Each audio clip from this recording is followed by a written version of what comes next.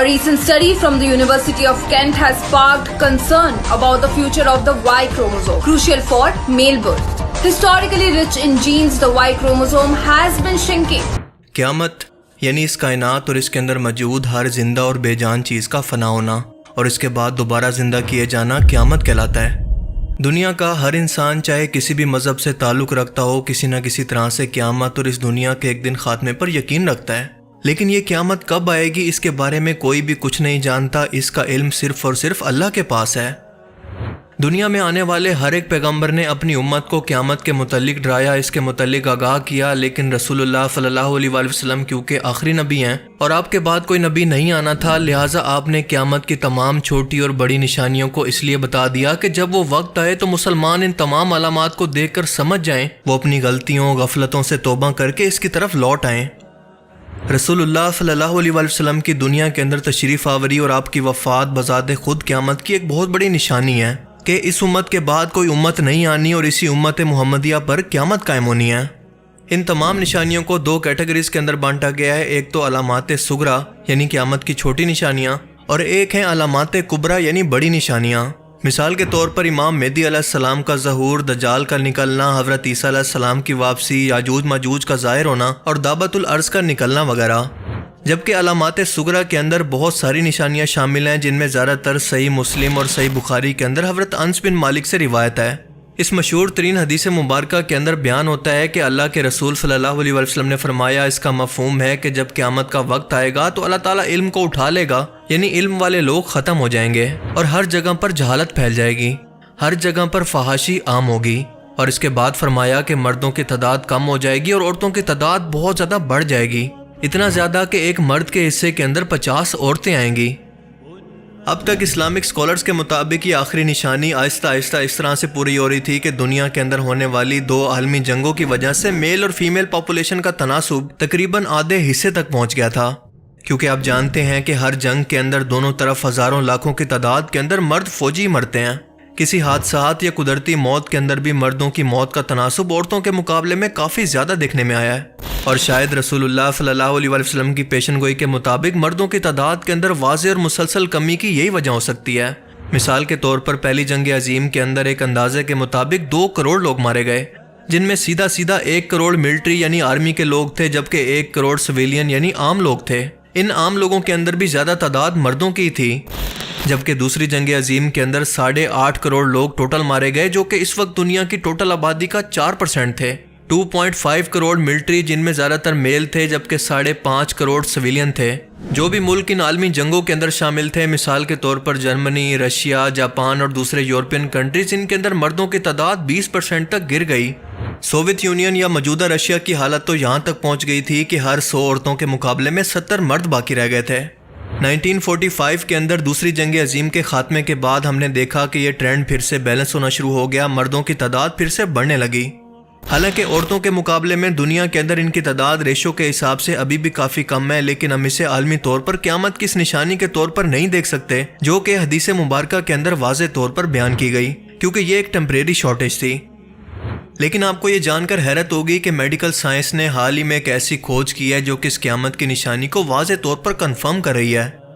इंसानों में 2 तरह के सेक्स क्रोमोसोम्स पाए जाते हैं, एक्स एंड वाई। मर्द और औरत दोनों के अंदर एक्स क्रोमोसोम्स पाए जाते हैं, जबकि औरतों के अंदर 2 एक्स क्रोमोसोम्स, जबकि मर्द के अंदर 1 एक्स और 1 वाई क्रोमोसोम पाया जाता है, जो कि इनका जेंडर, जिस्म की बनावट, इनके हार्मोन्स और इनकी वर्किंग को डिसाइड करता है। हालिया रिसर्च के मुताबिक मर्दों के अंदर वाई क्रोमोसोम्स की तादाद वक्त के साथ साथ मुसलसल कम हो रही है, जिसकी वजह से अगली नस्ल के अंदर ज़्यादातर लड़कियां ही पैदा हो रही हैं। और ये सिलसिला आज से नहीं बल्कि हज़ारों लाखों साल से मुसलसल जारी है। 2020 के अंदर एक मशहूर तरीन साइंस मैगजीन नेचर के अंदर एक रिपोर्ट पब्लिश की गई, जिसके मुताबिक एक्स क्रोमोसोम्स जो कि 1000 के करीब ह्यूमन फंक्शन के लिए जिम्मेदार होते हैं, वो तो अब तक महफूज हैं, लेकिन वाई क्रोमोसोम्स जो कि मेल जेंडर को डिसाइड करते हैं और इसके तमाम फंक्शंस को परफॉर्म करते हैं, और 50 के करीब ऐसे फंक्शंस को परफॉर्म करते हैं जो कि सिर्फ मेल्स के लिए होते हैं। ये वक्त के साथ साथ इतना तेज़ी से कम हो रहे हैं कि एक वक्त आएगा कि हो सकता है कि ये बिल्कुल ख़त्म ही हो जाएं। लेकिन इस प्रोसेस के अंदर लाखों करोड़ों साल का वक्त भी लग सकता है, लेकिन ये इफेक्ट एक हकीकत है, यानी इसका असर हमें इंतहाई तेज़ी से देखने को मिल रहा है कि मर्दों के अंदर वाई क्रोमोसोम्स की कमी की वजह से फीमेल्स की तादाद बढ़ती जा रही है, जबकि मेल्स की तादाद मुसलसल कम हो रही है। اللہ اکبر۔ اور یہ عمل اس طرح سے قدرتی طور پر ہو رہا ہے جس کے اندر نہ انسان کی کوئی مرضی شامل ہے اور نہ اس کا کوئی اختیار۔ آپ ذرا غور کریں کہ حدیث مبارکہ کے اندر بھی مردوں کی کم تعداد کی بات کی گئی ہے، نہ کہ ان کے مکمل خاتمے کی۔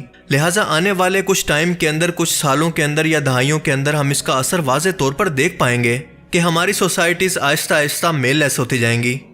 سائنٹسٹ کا اندازہ ہے کہ یہ بھی ممکن ہے کہ وائی کروموسومز کے بغیر بھی انسان قدرتی طور پر میل جاندار کو پیدا کر سکتا ہے، جیسا کہ تجربے کے دوران جاپان کے سپنی ریٹس یعنی چوہوں کی ایک نسل جو کہ اپنے وائی کروموسومز کو کھو چکے تھے، وہ اپنے قدرتی جینیٹک سسٹم سے میلز کو ابھی بھی پیدا کر رہے تھے۔ تو پھر سوال پیدا ہوتا ہے کہ کیا یہ معاملہ انسانوں کے کیس کے اندر بھی ممکن ہو سکتا ہے؟ کیونکہ سائنٹسٹ کا یہ صرف اور صرف انسانوں کے لیے اندازہ ہے، کوئی پروف نہیں ہے۔ اور دوسرا، یہ پروسیس آج سے نہیں بلکہ میڈیکل سائنس کے مطابق جانداروں کے اندر 160 ملین سال پہلے شروع ہو چکا ہے، کیونکہ اس ٹائم کے اندر وائی کروموسومز کے اندر 1428 جینز تھے جو کہ کم ہو کر آج صرف 45 ہی رہ چکے ہیں۔ آپ کو یہ جان کر حیرت ہوگی کہ صرف یہی ایک میڈیکل فیکٹر نہیں ہے جو کہ لگاتار مردوں کی پاپولیشن کو کم کر رہا ہے، بلکہ اور بہت سارے فیکٹرز بھی اس کے لیے ذمہ دار ہیں۔ مثال کے طور پر مرد زیادہ رسکی کاموں کے اندر شامل ہوتے ہیں، جنگوں کے اندر شامل ہوتے ہیں جہاں پر ان کی ڈیتھ کے چانسز بہت زیادہ رہتے ہیں۔ خاص طور پر یورپی ملکوں کے اندر بچے کم پیدا کرنے کی کوشش کی وجہ سے مردوں اور عورتوں کے اندر وائی کروموسومز کی واضح طور پر کمی ہو گئی ہے۔ ان کا فرٹیلٹی ریٹ وقت کے ساتھ ساتھ چینج ہو رہا ہے جو کہ زیادہ عورتوں کو پیدا کر رہا ہے۔ اس کے علاوہ عورتیں قدرتی طور پر بھی مردوں سے زیادہ لمبی عمر جیتی ہیں، اور دنیا کے زیادہ تر بوڑھے لوگوں کی لسٹ کے اندر ڈومیننٹ آپ کو ہمیشہ فیمیل ہی دکھائی دیں گی۔